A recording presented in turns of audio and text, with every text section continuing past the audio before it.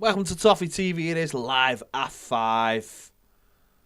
Back to talk about whatever you all want to talk about. That's what it's here for. Live at 5 to have a chat about stuff going on. We were live about 2.5 hours ago on the Daily Live Extra. We were talking about Luca Dean, but there was a lot of comments about Graeme Sharp and about he's been appointed to the board of Everton Football Club.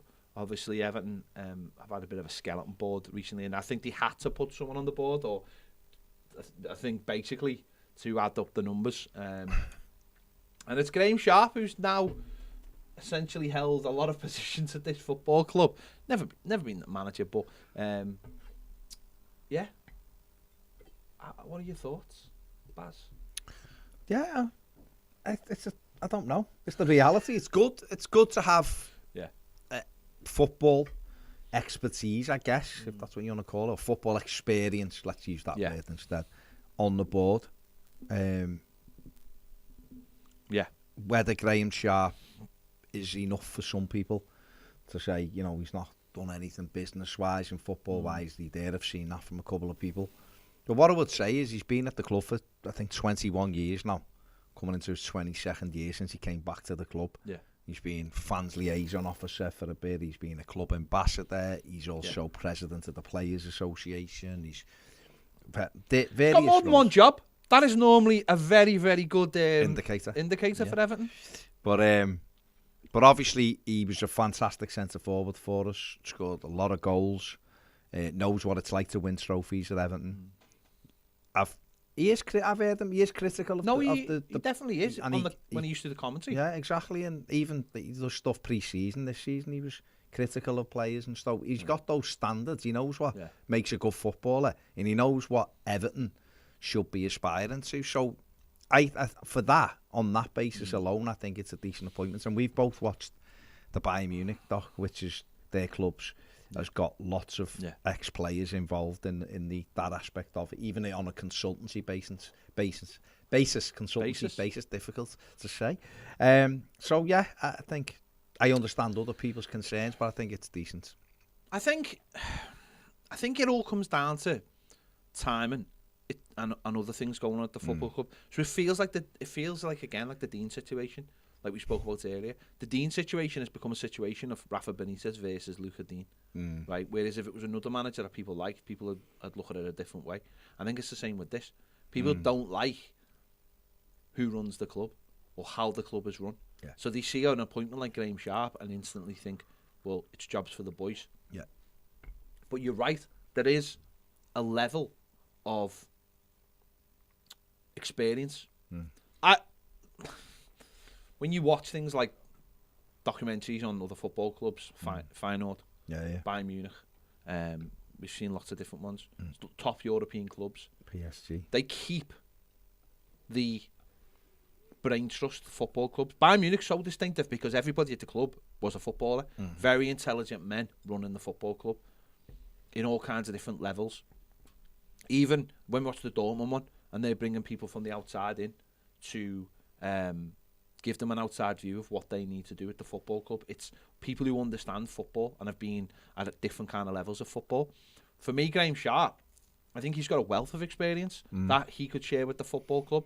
The question has to be, or the question will be from the fan base, with him being at the football club for so long in so many different ways, can he go on that board and can he make his feelings known? Now, my thoughts are he can, because actually, when you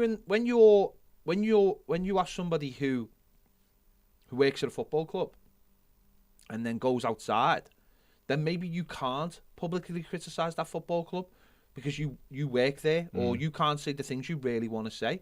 But surely behind closed doors, if you're someone like Graeme Sharp, you can say those things, because what would be who are you upsetting? You're not upsetting anyone. Yeah. Everton have this real problem, I feel, in the media, where other clubs don't, where other football clubs, like Liverpool and Manchester United, their ex-players don't have to rely on their football club for a job for the rest of their lives. You know, you look at Carragher at Sky and Gary Neville as two examples. They've got so much invested in their club. They did so much at their club that nothing they say about their football clubs can ever tarnish their reputations at those football clubs. The problem is, I always feel like there's a lot of Everton players who rely on Everton for work after they finish because they weren't big players, because we've had an era of players who aren't never won anything. Yeah. So therefore, they've got nothing. That's why we've got no people in the media, because we never won anything. Look at Southall. Southall for 20 years or whatever has been very vocal about his standards at Everton Football Club, and we've seen him frozen out of the football club. The football club have put him to one side, whereas really Neville Southall should be someone who's on the Everton board. If you really want someone who wants to speak outwards, but I'm hoping that. I know Graeme Sharp has got standards. We've sat in rooms with him. We know he's got standards. I think and when I've heard him do commentary for things like Radio City and Everton, he does pull people apart on the football field. I don't think he's ever done it off the field because he works with the football club. But behind closed doors in a boardroom, I'm hoping, and the proof will be in the pudding. There's no way we'll know this till it actually happens. He has to go into that boardroom and speak how he feels. And if he does, then I think he is like us. I think he does know where the standards are at Everton Football Club. It's just that because he's worked for Everton for 20 years, he's never done it. And the only one who has, Southall done it, Ratcliffe's done it to a degree.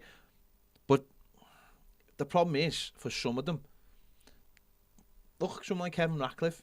Kevin Ratcliffe used to have a decent little media career, and then it sort of dried up because the question was, who's Kevin Ratcliffe?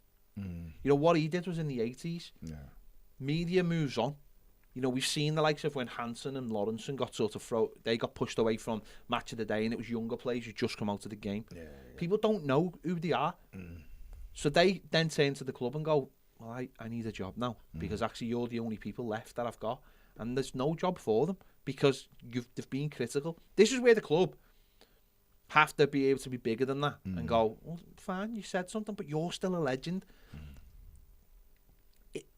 Occasionally they've done that with Southall, but Southall is still very much on the periphery of Everton Football Club. Yeah.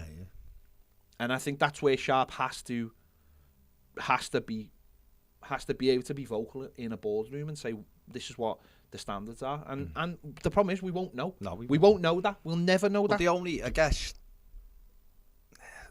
hoping to have a fan on the board, aren't we, at some stage from the start of next season. Yeah. Obviously, the ESSG are pushing ahead with that, and I've spoke to Denise Barrett-Baxendale and all of that kind of thing. Yeah. And with that comes a shadow board made up of fans, and it's all selected by like an election process and all that. So I guess the only way we'll ever know is once that fan is on the board and they go to board meetings. Does Graeme Sharp hold people accountable on the board? Does he say, hang on, this isn't good enough, what are we doing? We're not in there. We don't know. The problem is we can surmise both ways, can't we? We can look at a situation and go, job for the boys, this. Yeah. Or we can look at a situation and go, this is the best thing that's ever happened to the football club.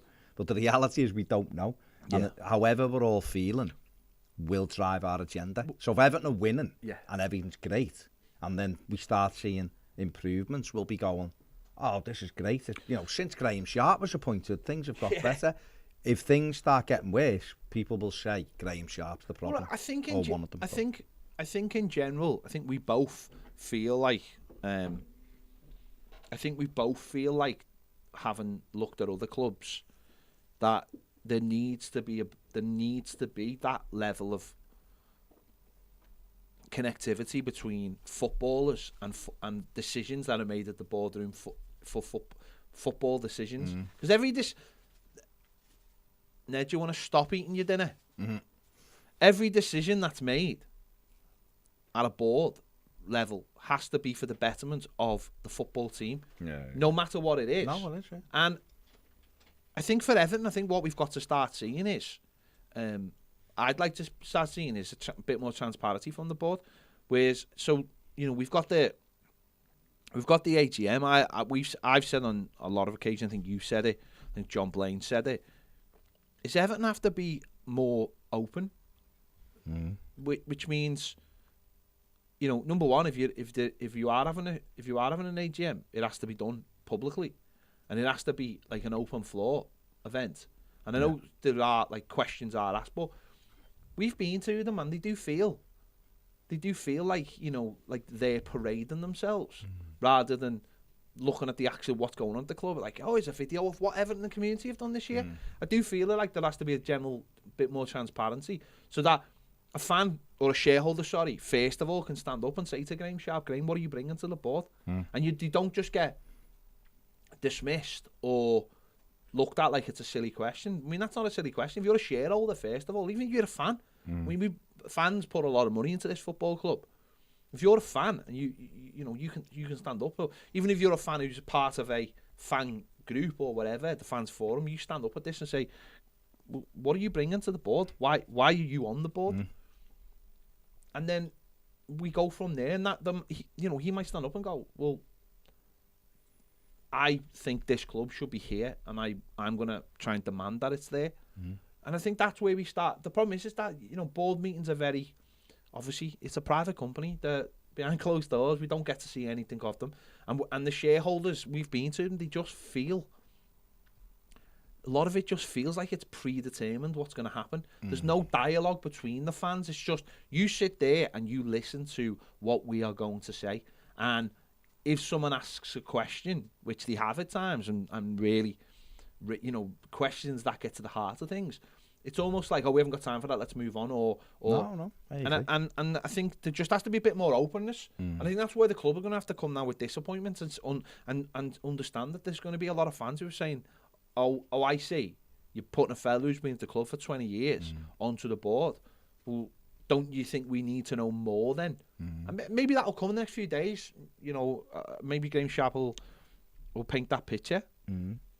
Connor Mitchell says it should be Neville Southall. He holds the club to a much higher standard. Blue Nose Dublin says Sharp has blue blood, no doubt. Good appointment. Nice to have some good news. Points in the league now priority. Get through this round, it'll lift the mood. Cam is in the comments, says it. Let's hope we can come in and make a change.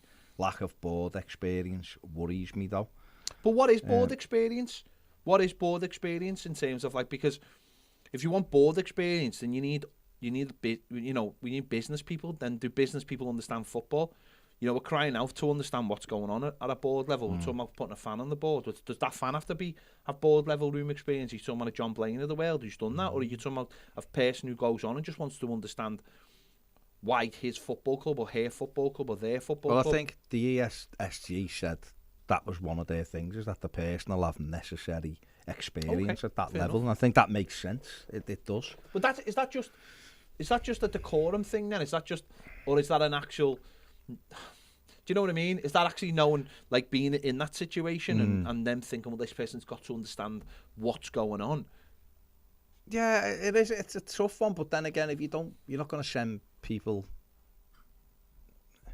Do we want, like, it'd be no point me going on the board, right? Why? Because I don't understand the business. I completely disagree. I think you'd be a perfect, and I'm not. I think you'd be a perfect person because actually you're rational. You listen to people.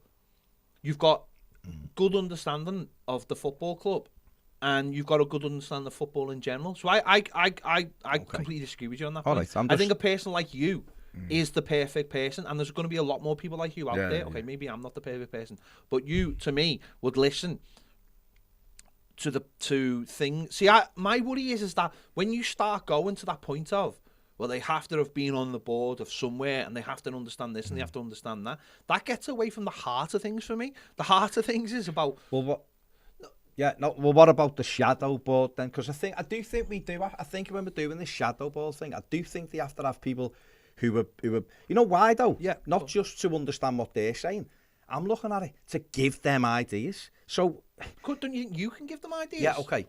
All right, but what I'm saying is... I'll give you the ideas. No, exactly. Yeah. But what I mean is, if you've got because I've seen somewhere there's going to be 11 people for the shadow board, which I think is really good. 11 different fans, brilliant. I think if you've got like people who are working in environments, I think that's valuable. And I think for me, that the shadow board, I think, would actually be better than ever. So so what you're saying is the shadow board would would have a spokesperson who would sit on the board. The shadow board would get together monthly, get ideas together, and then they would put a spokesman forward who they feel like could put those address at a board level. Yeah. Okay, just so we're getting a lot of points of view from different people. I think it'd be really, because I think, like I just said, I think the shadow board actually be better than the real board. And I think what you try to do, then you try to drag our board up to what we want as a fan base. And obviously everyone's electable and all that. But it's going to, like you said before, we're not going to know yet, are we? It's early days. He's been appointed. People are saying it's jobs for the boys and all that. Tim Corrigan says Sharp is diplomatic in front of the fans, but I think behind closed doors he'll voice his opinion, which is what you said before. I actually do think he will. I think there's a lot of there's a lot of frustration in there. I think there's a lot. I think if you were to sit down with people like, I can't speak for them, can I? But I think if you were to sit down with people like that privately, they would get their points across. The problem is with someone like Graeme Sharp is he works for Everton Football Club. So when he was doing the commentary for like Radio City or doing the commentary for Everton, he's allowed to speak in that manner about what's happening on the pitch. This is where, and I've said this many times, this is where I don't understand why Everton can't be grown-ups themselves and put something on after the game where someone like Graeme Sharp and someone else from the club they speak about the game, and it is about the football. Because if they allow people to go away and do it for things like Radio City, then why not do it as a football club themselves? Just in general, yeah. But it's not gonna. But he's not gonna come out obviously and go, "This board's a disgrace." He works for the football club. That's the problem. That's the line. That's the line. It's where I could never understand why someone like Radio City would employ him anyway. I couldn't quite understand that, because the minute he's pushed on something to do with the board, he's always going to have to stop himself from talking because he works for the football club. He's not. How can you can't talk about your boss? You can talk about other employees because you're given license to do that, clearly, but you can't go and talk about the board. But he'll have his own private thoughts. But also the world we live in. It's not like Graeme Sharp can go and do an event somewhere and go, "This board's a joke." Everyone's got a phone and a camera now, so you can't even do that because of that. And that's that. I suppose that's where everyone looks at it, going, "Well, this fella has always been, he's always been he's always been part of the club." Once you go through those doors into a board meeting, surely every single person who sits on that board doesn't sit there thinking, isn't it a great time we're having here? They must all sit down. Hopefully, and hear their grievances with each other and go, you're not doing well enough. But they're not going to come out publicly and say that. I suppose if you treat him like that, I wouldn't expect any Everton employee to come out publicly and say anything. We're not going to be able to have somebody who works for the football club in this room sitting here going, that was we know for a start, anyone who's got any kind of connection with the football club, anyone who does anything to do with them is not going to come on here and slag them off.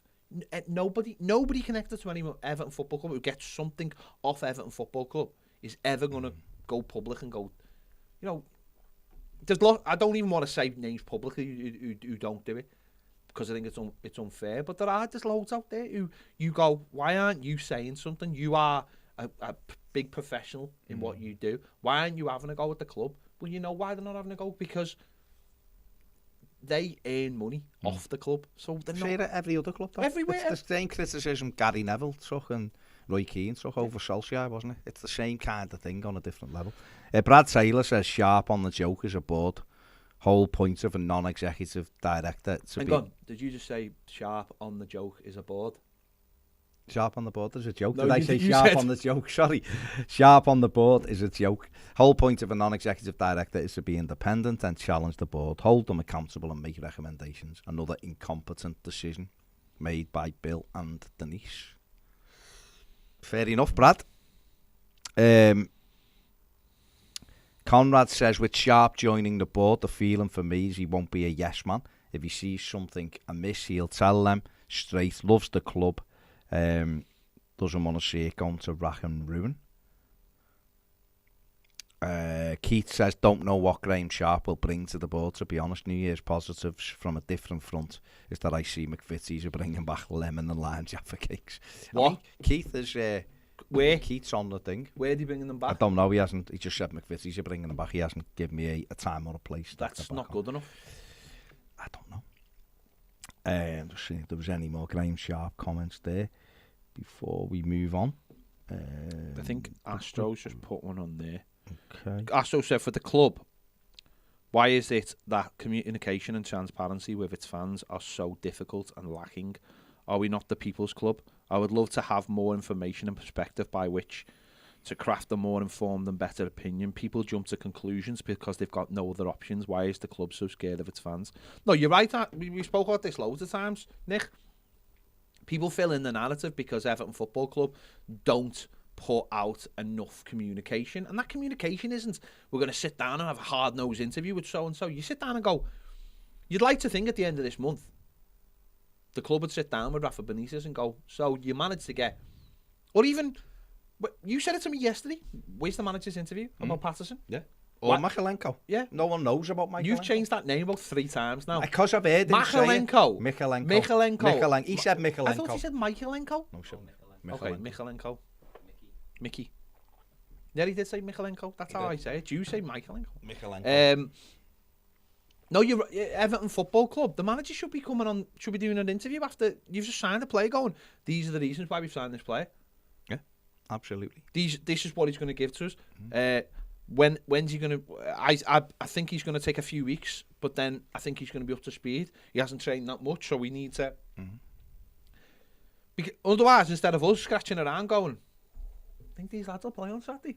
Whereas the manager's already told us. He's ready to go. No, he's not ready to go. He's not in a physical condition because he hasn't played for a month. But we'll get up. He'll get up to speed in no time, and he'll be great. I still don't understand why they haven't done an interview with the manager on both players. 2 separate interviews, 2 bits of content for them, and it's a chance for the manager to say, yeah, we've got this player in them. We identified them because of this. Or you see it with everyone. I don't understand why Everton haven't done it. Because they're scared. Scared of what, though? Scared of us. Yeah, though, they're scared of us. What did go all team? I know, you went scared of us, aren't they? What? No, but they are scared of us. And what they don't... But this is the thing. They just don't... They're never going to understand that. See, I understand Everton not commenting on, even as much as it burns me out, not commenting on things they don't want to comment on. But signing the play is positive. Yeah. It's a positive thing. Like yesterday, I'm like... Get stuff out now. Get all the data you can. Let's do a video. Let's make sure we did a video. We've spoke to a Rangers fan. That'll be later on. Spoke to a Rangers fan. What's his stance? You know, a lot of people haven't seen him. So what's he good at? Blah blah blah. Content. Graphics for the socials. You know, everyone feels good. It's a positive thing. So push the positivity. This is what Everton are terrible at. Everton are terrible at pushing not pushing positive stuff when it happens. Mad. It is mad. Absolutely mad. Stephen Guy says Blue Bill, even calls him Sharpie in the blurb. Very professional and not old pals. I think he's got a little bit of irony in his question there, or in his comment rather. Why are you on the board? That's what I want to ask about Ken Knight, says Paul Gold. That's great at negotiation, according to Rangers. Man good at job. Old man does job. Yeah. Listen, we haven't got the thing, have we? We haven't got the answers to Graeme Sharp, whether he's good, bad, indifferent. It's early days. It's today. Steve Kelly says, all right, lads, hope we both well. Happy New Year. Happy New Year to you, Steve. New setup looks class. Thank you very much, mate. With having Sharp on the board, I'm sure what a lot of people will ask now, does it help in any way in regards to other board members who might not want the manager? And on the back of that, Bobby C says, does Sharp want to keep Benitez? And Carl says, the appointment to the board of Sharp today just goes to show that nothing is going to change unless we get the board changed. And that means Ken Wright et al. Out. As big as the frustration might be with Rafa at the moment, he's the only person who's actually wanting to effect change at the club, both in players' attitude and the attitude of the club. With him gone, there is no one who will agitate for change within the club. We need to make sure as fans that we keep the banners and attention on the board and the club and not let Ken Wright and the rest of the cronies use Rafa as a shield. I would rather we played 5 at the back against Brighton than see Ken Wright keeping control at the club. Let's think about the long term of our club, keep the attention on Ken Wright and not the short term pain of tactics. What was... Yeah, I understand what you're saying, and it's right, you can't allow things to be brushed under the carpet. I personally would rather us win football matches at the moment, because we're in a position that I don't like to see my football club in. But yeah, and then other people's angle is, if Graeme Sharp then sits on the board and goes, this fella isn't doing a good enough job, I think we need to replace him. Is he going to say something like that? You'd like to think he would if he thought the manager wasn't doing the job, wouldn't you? What was the last title they made up for Graeme Sharp? President, wasn't it? Is that what it was? Life president, players president, or something. No, I don't think they made. I mean, a lot of clubs have them. I don't know whether they've said that this wasn't part of the review. They said that this was planned anyway.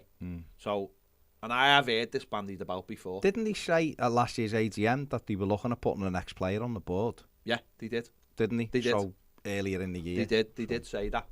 So this should. Because we did say Graeme Sharp. I think we said that. We all think we all knew it was Graeme Sharp. But it's sort of because everything else has gone on the last year, we've all forgotten. So I suppose, yeah, I don't think it is a reaction. Now, I think part of the problem will be where people will be thinking where a question like that comes in is, you do have a lot of these people who are very pally with Bill Kenwright. They don't look at it from the point of view of, like, can he do the job? It's everyone's his mate. You see it in the media. Oh, you can't say nothing about Bill. He's been amazing. Oh, if everyone had a Bill Kenwright at their football clubs, football would be better than this. And then a lot of fans sit back and go, well, no, we don't see it like that, because all we see is a fella who's done very little for the football club, apart from sell it, and yet still at the football club. So there will be that idea that, well, this just strengthens Bill Kenwright's hand at the football club. This is another Evertonian, so this is another person who mightn't want Benitez at the club, or wants things done the way they used to be done, or whatever. And I get that, but ultimately we don't know that, because I don't know if that's his opinion. I don't know if that's Graeme Sharp's opinion. For all I know, Graeme Sharp mightn't like the way the club's run, and therefore we'll get on the board and we'll go, I don't like this. I don't like the way this is getting run. I don't like the way the football club is getting run, and I think there needs to be changes. We don't know. That's the thing. No. All we're basing this on is that he's been at the football club for 20 odd years. But this is what other football clubs do. Other football clubs do this, and we tend to look at those and we admire them for doing that. But when sometimes our own football club is, we just go, oh well, it's jobs for the boys. And I understand that sentiment for a lot of things. I don't know, but I just don't know for this. I just don't know. Because he does keep his counsel so quiet. Sharp's always kept, I think, his personal opinions very quiet, because he's the irony is, it's because he works for the football club. Yeah, well, like you said before, we won't know until he's been in it for a bit, will we? So, Brandon Squires says 8 or 9 bits of content over the past 30 hours. Keep up the quality work. Toffee TV, loving how much I've had to watch yesterday and today. Thank you, Brandon, for saying so. Very nice review. Just seen an interesting one here. Hang on. Let me do these from Kev. Big Kevin Rex says, evening boys, a happy new year to you both. Let's hope 2022 is kinder to us Evertonians than 2021 was. Just wondered if you think you'll see anyone else leave the club in January other than Dean and potentially Holgate. I'd love us to bring in a new centre-back who's a leader and can lead the back line properly, unlike the current crop. Keane is clearly not the guy for the job, and Mina is injury prone, so I'd be happy for us to sell them and bring in a proper leader who can help the likes of Godfrey and Branthwaite develop. In terms of people going out, I don't know. I think Tosin may well go. He's not been in the squad even, has he, the last couple of games, or he hasn't been in the 18. No. Everton are open to let him go. In terms of selling people, I think Holgate's probably the only one who might bring some money in, but I don't even know whether people are truly interested in him, or whether he'll be one of those last week signings where people see what's around. So in terms of people going right now... Yeah, it could be a late one, couldn't it? Those kind of players are late ones where people look around and go, well, what have we got? You know, someone got an injury. We haven't got loads who we can sell, have we? Let's be honest. Not ones we wanna sell. But there you go. But in terms of a centre back, yeah, I think we definitely all agree, don't we? I think that Everton need a long-term number one centre back. Yeah, I think Keane isn't the answer. Mean is too injury prone. I think you're right about that. We want to develop Godfrey. We want to develop Brantway. We need a good one in there. I doubt it'll happen this January, but that's got to be whoever's the manager in the summer. The priority's got to be a centre back who's commanding. The problem is there's not loads of them about, but there must be ones who are there every week and who can actually defend. I've seen Paul Robinson talking about Michael Keane. So they played with him at Burnley, just said he's too quiet. Good defender, but he's too quiet. Said he's making stupid mistakes now. And he's not a leader, is he? We've said that numerous of times. He's not a leader. It's what it lets him down as a player. You know, I've seen him for the goals on Sunday. The first one and the second one. The first one, his reaction is just unbelievably pathetic. Yeah. It's just like he's gone. It's just like he's the wrong side for the start. No, I'm saying after the goal's gone in, he just looks as in like it's happened in training. Yeah. And the second one, it's just like there's no accountability. There's no one in that back line who has a go at anyone else. Whereas, and the third goal, under no pressure, he lashes the ball straight to them. Chris says having Sharp on the board is a great move. After watching the Bayern Munich documentary on Amazon, it shows how important it is to have ex-players involved with the club at a high level to raise and maintain standards. T-Logic says, Tom says, Denise Barrett-Baxendale got high up role of running a charity. David Undreth got the academy director. Sharp joins the board from being like president. Stinks of Bill Kenwright's mates in jobs. Maybe can voice opinion, but it doesn't mean it'll be heard. I don't have issues if former players and employees take important roles as long as they are the best candidates available. Trusting Mashiri and Kenwright with responsibility of changing and sorting this mess means they've created insanity. The only thing I agree with a lot of that, Tom, to be fair. The only thing I would say is where you say you don't have issues if former players and employees take important roles as long as they're the best candidate. Who's to say Graeme Sharp isn't the best candidate for that role? I mean, I don't know. I don't know. I don't know what it takes to be on a board. No. I thought being on a board for me would be ideas. It would be ideas. I think being on a board, it's weird. You know, you see it in films and they never really do anything.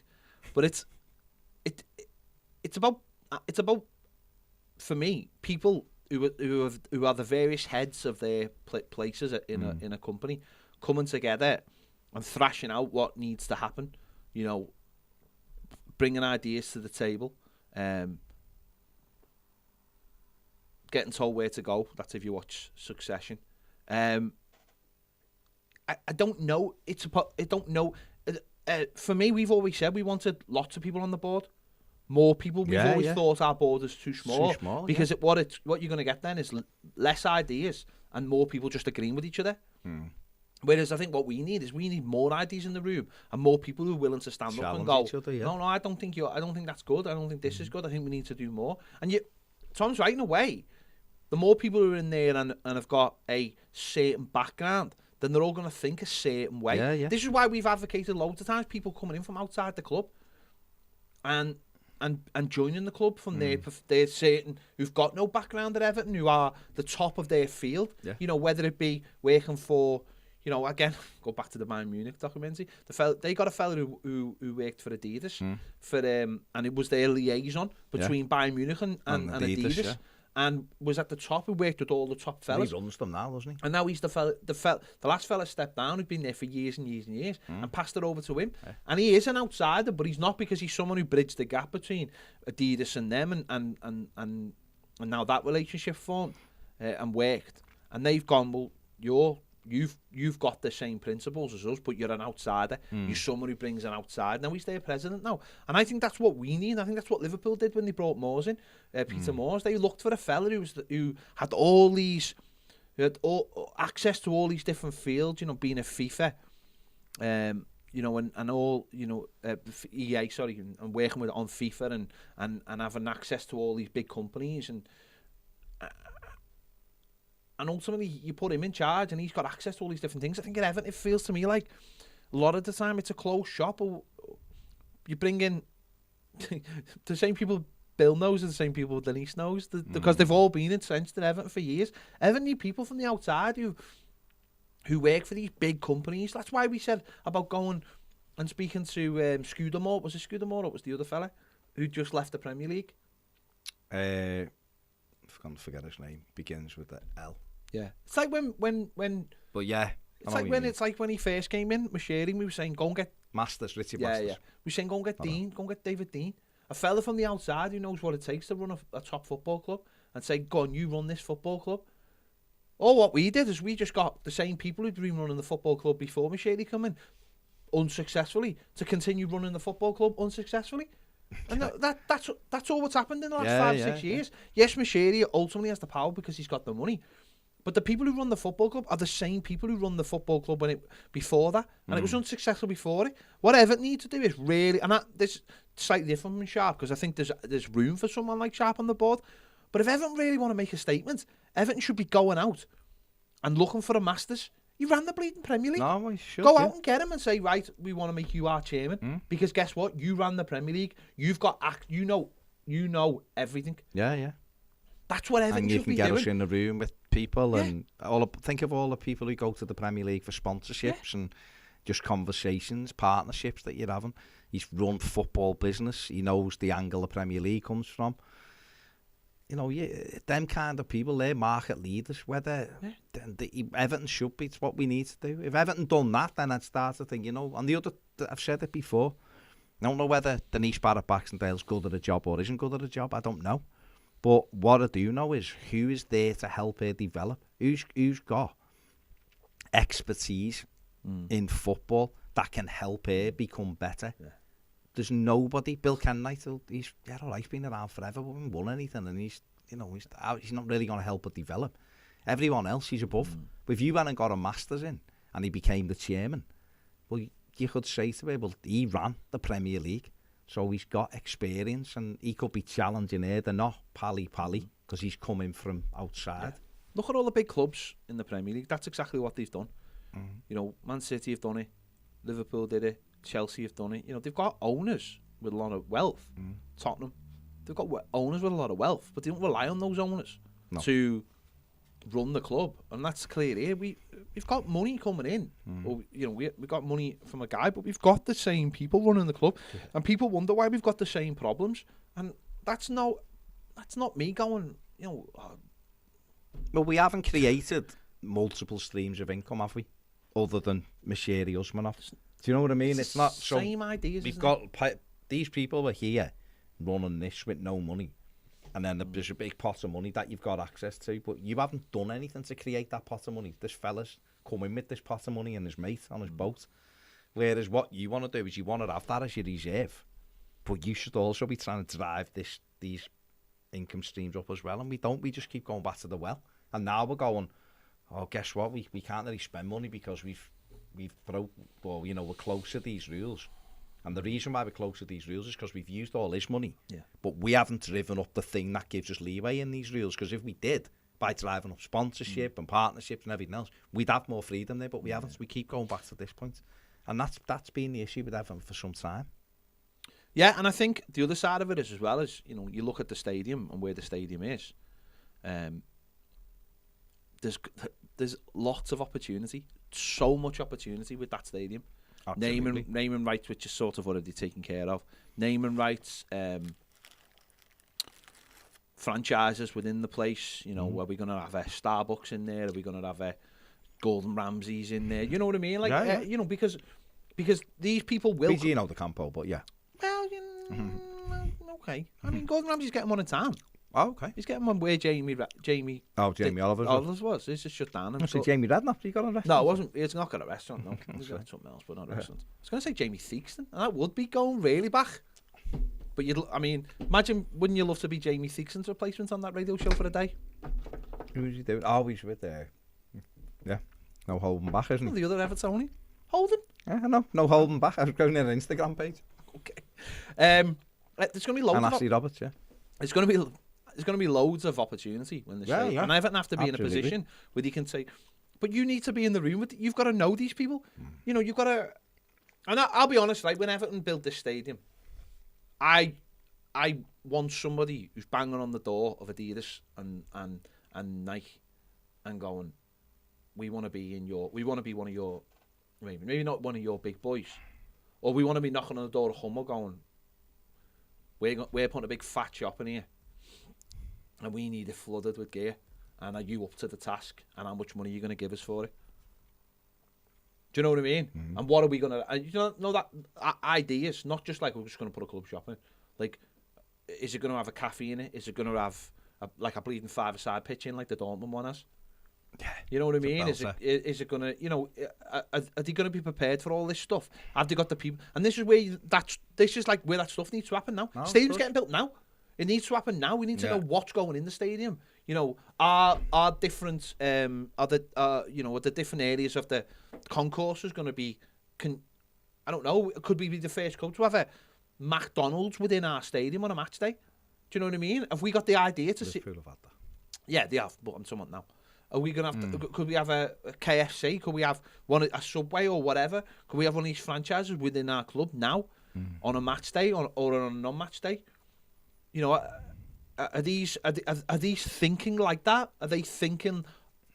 You know, are they thinking ahead? Because they have to be thinking now. The stadium's getting built now, so they have to be thinking what is going to be in it. You know, because clearly you've got people at the moment saying, like about the Winslow, the club need to find somewhere for the Winslow. Well, are the clubs speaking to the Winslow? Are they saying, right, we've got an area there for you? I mean, you've got to obviously you've got to pay for it, but we've got a place to set. Are we looking at the big? Are we looking at the small? Are we looking at all the things in between? This is now where the ideas have to start gathering pace. And I don't know, and I can't sit here going, they aren't, because I don't know the answer. But I want people in there who understand that. I want people in there who've dealt with these people before. I look at what they did at Liverpool, and they went from being like, I know this still sounds stupid, but they went from being like the team on the front of PEDs to the team on the front of FIFA. Now we all know FIFA sells to about 10 times as many copies, if not more, than what Pez does. So straight away, you've got a fella who's gone, well, I'm going to get you out of this contract. I'm going to get you into this contract, and I'm going to get your shirt, the new Nike. Guess what? We're going on the front of FIFA. That's what I've done. Yeah. I've got you on the front of FIFA. And do you want to have the Nike? Do you want to give Liverpool a new kit worth a fortune? This is what happens. And that's you can go to Nike then and go, going on the front of FIFA. So our kit will be front. Every time someone picks up a copy of FIFA, it's going to be the Liverpool Nike kit. Now, I'm not saying we can do that. Of course, and that comes with winning trophies. I'm not stupid. But that's the way you have to think, isn't it? Yeah. That's the way you have to think. We always try and bolt the stable door, you know, close the stable door after the horses bolted kind of thing, and bolting it before would be good. Because at the moment, we're probably going to get like a Toby Carvery, but we don't want it. We want a Gordon Ramsay. We want something Willie Moyes, what a name, says, hi guys, great show. There's always a risk to who you employ, but Sharpie has blue blood going through him, and maybe with early signings and Sharpie on the board, times are changing. Well, only time will tell, won't it? Dark Arts says, Holden is filth. I think he means in a good way. Listen, you know, that's fine.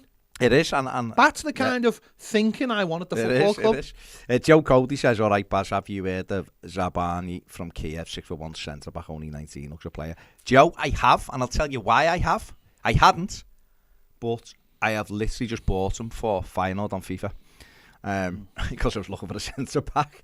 So there you go, so I have. Ilya, I think his name is, isn't it? Ilya. Townsend could be back on Saturday. Yeah, so. Ilya Zabani, got him on FIFA.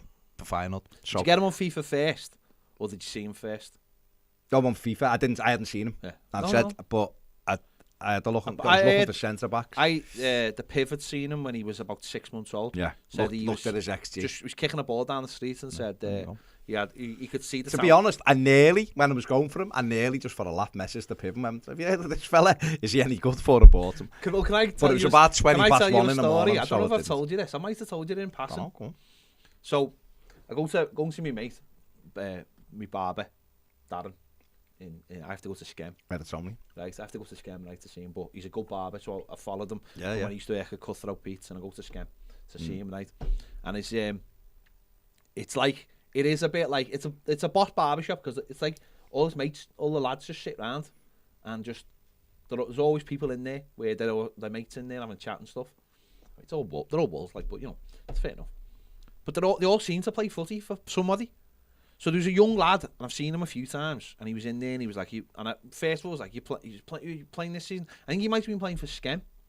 But not the last time I went in, the second to last time I went in there, right? He was in there and he had full Aki gear on, you right? told me this, yeah. So we was sitting there and he's at Accrington Stanley. And then the lad sitting next to me, he played for Chester. Right? I'm getting bits of the conversation and I'm hearing, and I'm like, so when I came home, I got Andy to do a scout report on both of them. And honestly, he went, the kid who played for Aki, he hadn't played for Aki, so he said, I've got none on him because he hasn't played. Yeah. But I got a full scout report on the other kid. And I was like, this kid I'd just seen in a barbershop who had just managed to catch his name. No, his name was like Mathew. Well, I think it was Mathew. So I went on the Chester. Wasn't Mathew, Lam. I went on the Chester website, looked at, like, and it was him. So I got him to a scouting report, and then when I went to barbers last time, I told them about the scouting report, and they were just they were pissing themselves because he didn't think the lad from Chester was any good. But since then, the lad has got on and played for Aki, so that's good. So, but that's Andy for you. You pick a name up in the barbers and he'll give you a scout report on him. I did think it was a bit of a stretch, me deciding whether to pay money for him or fine, or if Andy thought he was good, but it was just too late to message him. So I bought him, and he's all right. So yeah, there you go. What a couple of people asking about Saturday, if Everton were to lose the game, do you think that would put Rafa Benitez under a lot of pressure to remain as Everton manager? I personally think it would. Yeah, of course it would, would, because it's huge pressure. It's on BBC One. It's an R5 kickoff. They're expecting a shock. They're wanting a shock. Yeah. And of course, where can you go? This guy's won one game. Since September, yeah. December almost felt like there was a bit of positivity. We'd sort of forgotten because we didn't play. Because we won a game. Got a drew draw at Chelsea and then didn't have another game for like 2 weeks. And then you look at the table and go, no, the same problems are still there. Bought a couple of players. You know, we've done the preview for the game, be on Patreon tonight. And it's like, when you sit there and you think about it, this could be got to be a catalyst for the season. So you've got to look at it like that. And if they don't, and it goes wrong, like, how can we've got a game on Tuesday, and maybe it'll be like Tuesday, and it's quite telling.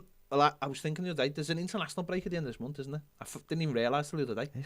Yeah. Because Simon got in touch with me from. He's a journalist in Jamaica to tell me about the Mardi Gras. And I said, well, when's he going to make his debut? And he said he put the date. There's 3 games. I was like, what? 3 games at the back end of December? Why though? What's wrong with you? Why? Because of the World Cup, because it's all been shifted. So these are the qualifiers for the World Cup. Great. So, and I was thinking, well, if there's an international break, if you're gonna look at it, then if that's gonna be, that could be the time. I think it's after. Would it be after? No, it wouldn't be after the Villa game. Isn't that the FA Cup 4th round the week after that? The week after. Is it? So they had an international. There's a 2-week gap at the end of January. And that's where there's games. Right. Okay. So if you were thinking about pulling the plug, I'd pull it Saturday night if we got beat, to be honest. Give Dunk the home game on the Tuesday and then start looking to see what's available and is anyone interested. Terry McAllister says, evening chap, sitting at a desk for Live at 5 is proper old school Toffee TV. Well, we had to stop sitting at a desk because, number one, COVID, and people were complaining how close we were to each other. Even though there was a gap. And then the Redmen stole the desk. It was their desk. Yeah. They stole the desk back, and they've got 2 desks put together now, which is a little bit like this. But then we were just thinking, we want to go back. We want to change things up for 2022. Yeah. Want to have more like a podcast set, get more podcasts on the go. We're going back to pre-COVID. We've had enough of COVID, and this is how we were doing it before COVID. And when we moved it, we fell in with COVID. Now we've had enough of COVID. Fell in with them. They're a bad lot. We took it. It's a bad lot. They got us involved. They're a bad lot. Got us involved for nearly 2 years, and we've been trying to break out of it. What is this? There's nowhere to go once you're in there. Nowhere to go. So we've had to get out of it. So we're hoping this desk takes us on to better things in 2022. He says, obviously, Michalenko and Patterson will need time to make the big step up from their respective leagues. But there's only one thing I really want from them: fitness. I'm completely sick of new players who get injured constantly and can't put a run of games together. So the team as a whole never actually fully changes. By the summer, I'm hoping both players are welded into the fullback positions in the team. You know what? A really good point is when you bring players in and then they pick injuries up. Some teams seem to bring their players in and they have an injury-free period, and they're really able to move the team on. Yeah. I've seen it with, the horse chiefs lot, they were able to move the team on. And I'm never getting I heard they got a new shipment this week. Well, yeah, there you go. But they were able to move the team on, and because players played most of the games, you really saw the change in what they were trying to do. Players we've brought in over the last few years, we've never ever seemed to get any momentum. Don't you think though? And we always end back up with. Don't you think? Yeah. Tom Davis and Andre Don't Gomez. You think part of that though is the caliber of player that other teams, top teams, bring in? They bring in top players who are top players because top. There's this thing about top players. It's like not just skill. It's like physically. You look at like some of the play. You look at like the development in some of the top players. The way you look at them one day and they look like Ned. And then the next day they look like Avengers. It's just like, yeah, Goretzka was the last one. Look at him now. He's huge. He's huge. Bale when he went to Real Madrid. Yeah. Ronaldo. Yeah. The way everything just gets bigger and bigger. We've seen the Bayern Munich documentary. 40 members of medical staff. Yeah, with scientists and all kinds. Yeah, it's unbelievable. Do you know what I mean? It's unbelievable. We got a fella and a dog. You know what I mean? Saying, can you run up there? If you can, you're fit. I don't think we have anymore. No, but that's the difference, isn't it? These top clubs have people who work for like NASA working for them and Hadron Colliders and go into every last detail of the players, and then they go into the Liverpool. I went upstairs before Christmas and they'd been sent a cookbook that had come out from Liverpool's nutrition and I know Everton do have things like that. It's just that when you put all of these things together, players do get fit. And listen, we've been taking the piss for the last couple of years or last 3 years about the juice. Well, they have got the juice. They've got something. What? And it's legal. And it's been spoke about in Germany. Recovery quickly. They've got these recovery aids. They've got these drinks. They've got things that are border on, which has been spoken on before in news articles. There's a lot of asthma in the squad as well. Well, that's the other thing. They've got the asthma, which means they're allowed to take the inhalers. People might say it's wrong, but if it's not cheating, it's not cheating. This is where like Lance Armstrong started, by the way, by buying substances that weren't banned in European countries and starting to take it. And one thing leads to, I'm not saying that's what Liverpool are doing by any means, but they're pushing everything, pushing boundaries right to the edge. You see it with a lot of class. Like you see it now at Goodison, really noticeable because their staff come on from the corner.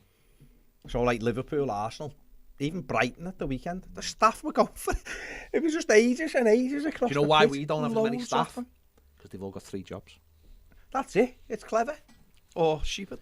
But now you do notice it from how many people are now part of that squad. You've got the squad. You know, you manage it, a few coaches, and then you've got the 9 subs, and then you just have this team of. We don't even have 9 subs, Babs. No. We have 2 goals. We even do that. We even do the subs. You have 2 keepers who like, can play up front and he can play in goal. One of our keepers won't even take a COVID injection, never mind anything else. And our keeper's wife applauds people who don't. But there you go. Tom also says Everton need a perfect mixture of former players like Lee Carsley in the academy with people modern football ideas like Michael. Well, he's all right. I The mean, thing with Lee Carr's, he's not going to go to our academy. He's the under-21 England coach. then he should be our under-23 coach with an eye on being our manager. It's like assistant manager or something, yeah. I mean, he's all right going into people's spaces on Twitter. So he must have an eye. Carr's, did he? Oh, yeah. Did he go on a thing as well? Did he? Yeah. No, he never spoke. He just went and He just listened. presented and listened. Yeah, well, that's what people do. No, I know, but Everton's a big important. But that's what I'm saying. Anthony Annett says, until someone comes from outside, nothing will change. Garrett says, no need for your OCD to kick in over a right back being number 3. With No, Rafa. that's that. No, said with Rafa in charge, he'll probably play left back anyway. Did you see the picture of them? And it was good because actually, and they done it the right way because people had complained. But obviously, one was signing with his right hand and one was signing with his left hand. Which I thought, Evan have actually got something right. I thought the Imagine thing, he'd put I on thought the thing was good with the shirt, the blank shirt, and he shook it and had the That's name. good. Oh, that's... Remember when I someone... thought that was good for us. No, but remember when someone said they were going to do our TikTok and we're going to be like, doing stuff. Oh, yeah. Remember yeah, that? Interesting, that wasn't it? The same as the Bramley Probably just forgot. video. Just forgot. Just forgot. Has a tendency to Had forget. to just put a filter on his girlfriend's face and try to have a threesome with Cam. If we lose on Saturday, he can't stay beyond Is Cam that. still watching? Is that true, Surely, let us know, Cam. Cam? Do you go dog face as well, Cam? Also, bring back the Blue City. Chris said, I've read that Mashiri and Rafa are clashing on Coutinho. Mashiri wants him, but Rafa's against it. You mean someone put it on Twitter? We put it on. No, it was like a Spanish... ESPN. Yeah, it was ESPN, wasn't it? Yeah. So there you go. I mean, it's lots of interesting stuff going on. No mention of baby oil, says Kevin. Baby oil? I don't know where Is that about Ned and Cam? I think so. They broke the couch. Garrett said he got banned from an Everton group last night for my answer to a question on social media. Yeah. I will be interested to hear your guys' answers to the question. So the question is, if this current Everton team was a Hollywood film, what would it be? Pause. Yeah. Garrett's answer was Boogie Nights because it's crap and I'm just watching someone getting banged all over the gaff, but I still can't stop watching. Apparently that broke the group's rules. Why does that break? Because you haven't mentioned anything. It was Facebook, anything breaks it. Oh, Facebook is it's Everton groups on Facebook are just full of They're dangers. mad. It's mad. They're just full of dangers. They're mad. Some of the questions that I see people ask, or it's mad, they pop up on my feed because I'm in a few so I can share stuff. I've left them all. But they're just, honestly, they're just full of dangers. Some of the things that people say or think are just mental. Okay, so what film would it be? Cam says that he can neither confirm nor deny.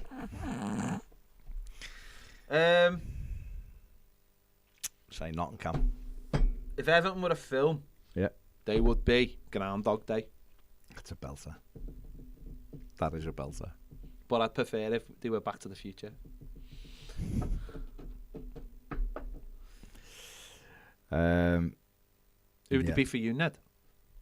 You haven't got a mic, have you? It's Goal, Hollywood. Well, yeah, it's a film.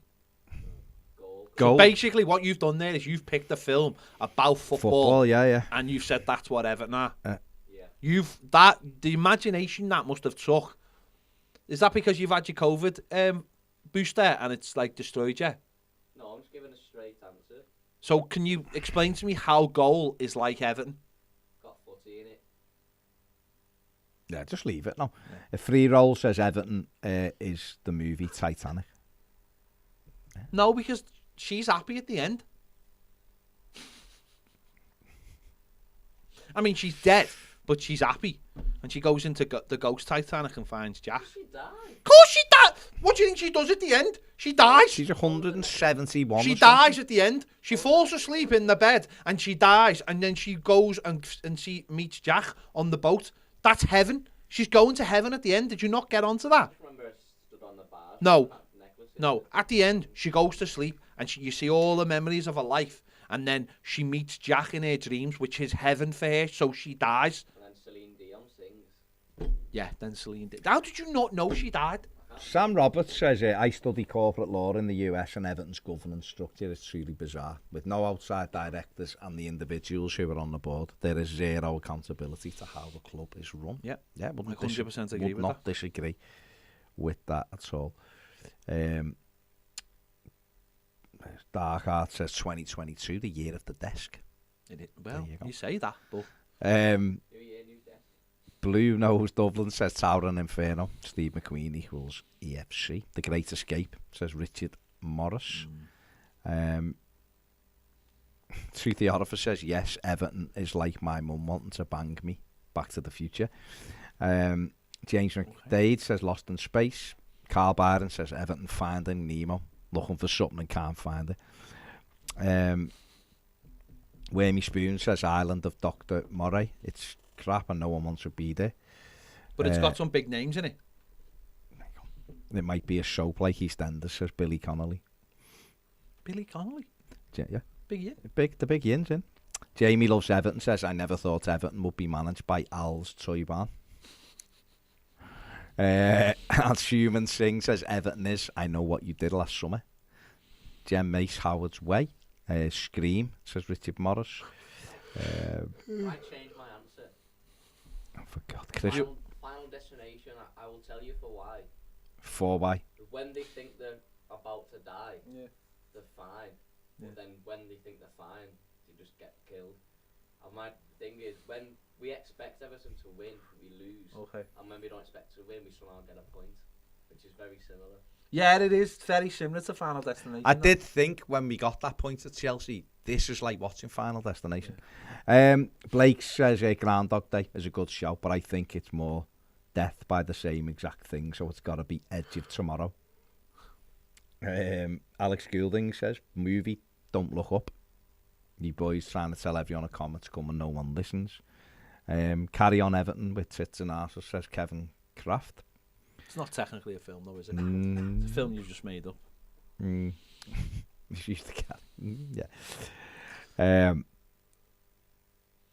Yeah. There you go.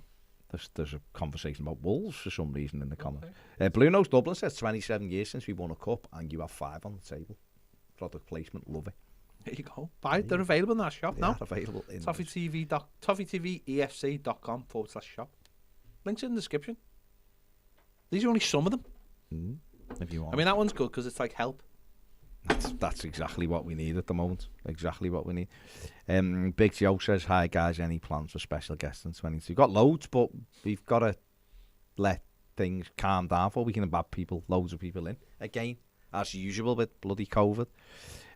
Paul Crosby says our fans are like one flew over the cuckoo's nest.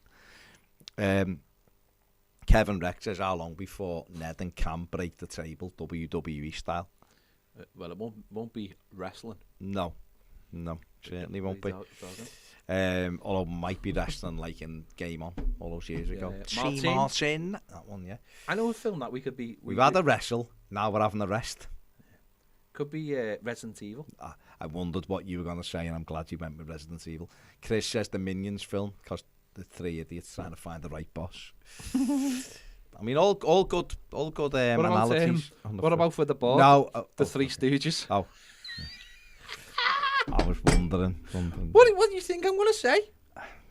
Just don't. I don't know what. Catch me if you can. I honestly don't know what you're going to. Star Wars: The Last Jedi, says Jamie Loves Everton, because it has so much potential, but it's terrible.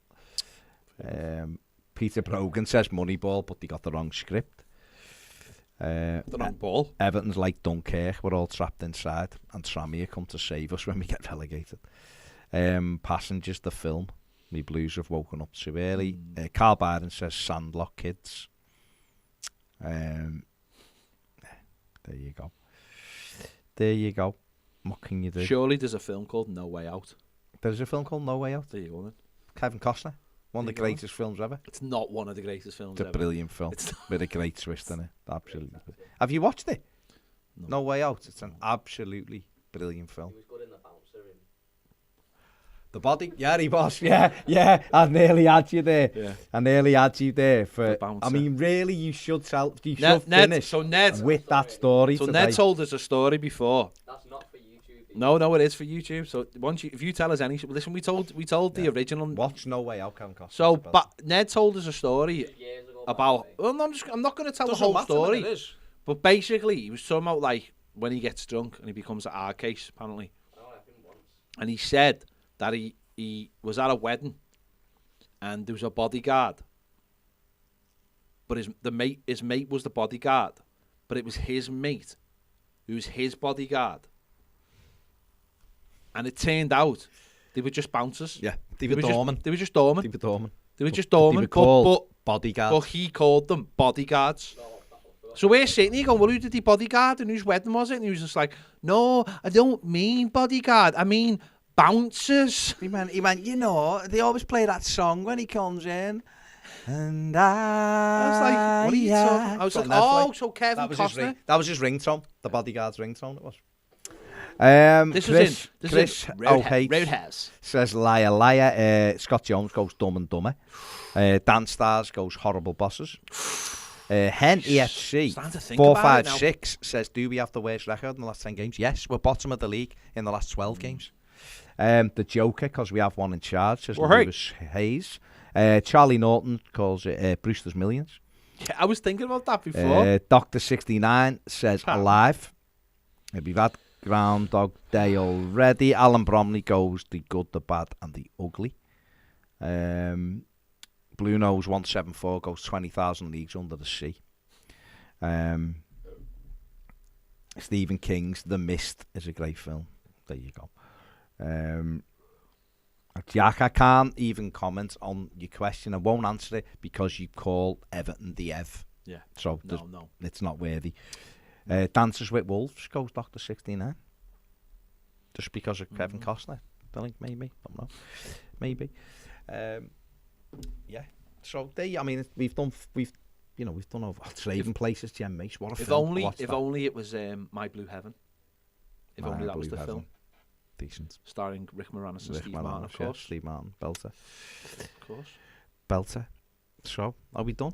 I think we're done. We're done. Deliverance, says Ben Ellis. I'll do one more. He can play that. Ned can play that. And when he plays it, he looks like the kid. Does he? What, Lionel Messi? No. The kid. You know, these were the names the inbred kid from Deliverance. Lionel Messi, a kid. I'm saying, is that what he looked like?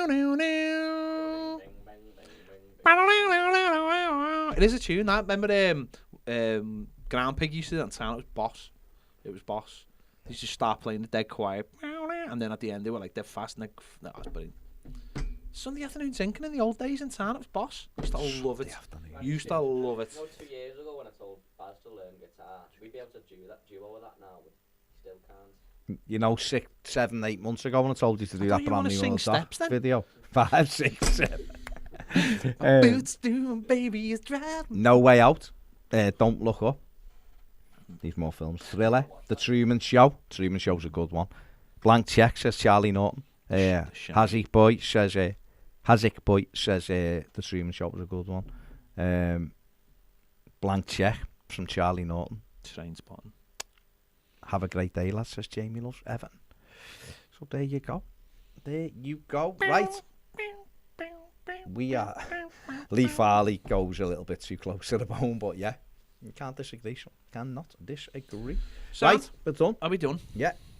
We will see. Don't forget, hit that like button. Thank you very much. Preview. And subscribe if you haven't. Match preview will be out on Patreon tonight for the patrons because It's on Patreon now. It's on Patreon now. Oh my God! Oh no! Opposition preview's out in a bit. Oh no, it'll be out tomorrow, won't it? The Nathan Patterson video's that Nathan out Patterson's on YouTube in a bit. It'll be on YouTube at 7 o'clock. 7 o'clock. 7 o'clock. From yeah. It was good. Joshua Barry joined me from the Rangers. And the opposition preview will be on tomorrow exclusively on Patreon only. Because that's where it lives. That's it. With all our other exclusive videos and daily live videos, which come and join Patreon. 2022. Best time to join Patreon is right now, beginning of the month. Cost you less than a fancy coffee. Yeah. And for it's got its own forum as well. For the year, you don't have to renew till next year. Yeah. I mean, it's all set. Right, thanks for joining us. We'll see you later. Ciao.